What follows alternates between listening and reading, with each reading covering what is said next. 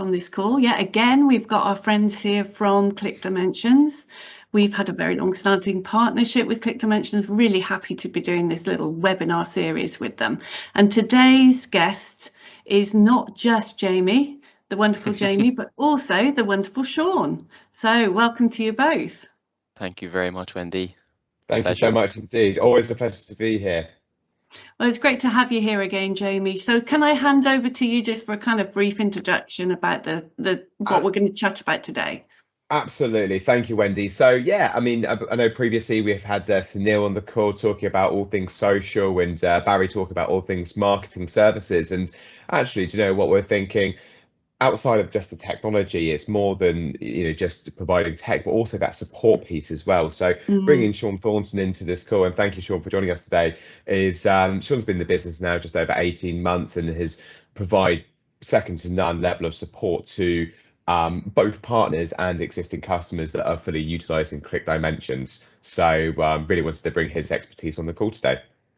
That's great, thank you. And Sean, we know each other, don't we? Because you're our customer success manager, and I just wanted to ask a little bit about you. You know, where you're from. I think probably Cork. Spot on.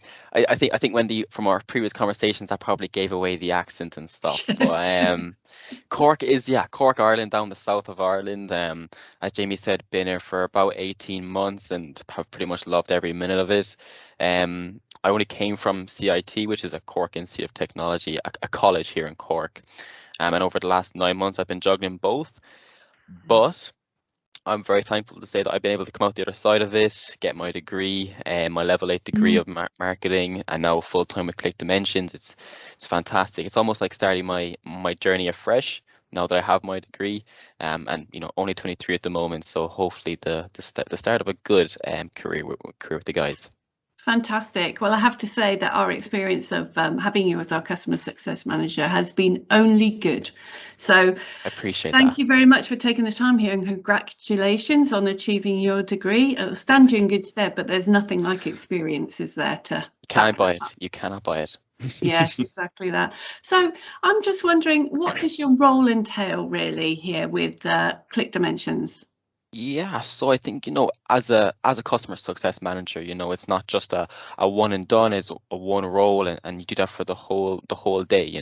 A typical day for me, would be obviously you check in, you log in, you check your emails, and you may have a number of calls in that day. Now, for me as a customer success manager, I like to run things kind of in the sense that, of course, I have customers that I talk to, but what I like to do is I like to have a clear plan of what I'm going to do for the day. So I may have to reach out to 5 customers in the morning. And for 3 of these customers, it might be to check in with their renewals. For 2 of these, it might be to send over their health reports or their usage reports to make sure they know what they're using. And if they don't know what they're using and if they're not happy with it, get back to me and we're going to organize a call very quickly. Obviously with customer success, what you're going to want to do is the success side of things. You're going to want the customer to be successful. That's hugely important. And obviously if the customer is successful, the customer's value is going to increase as well from there. So I think with that in mind, if a customer's value is increasing, I've done my job. Yeah. And that's a sign of success as a whole.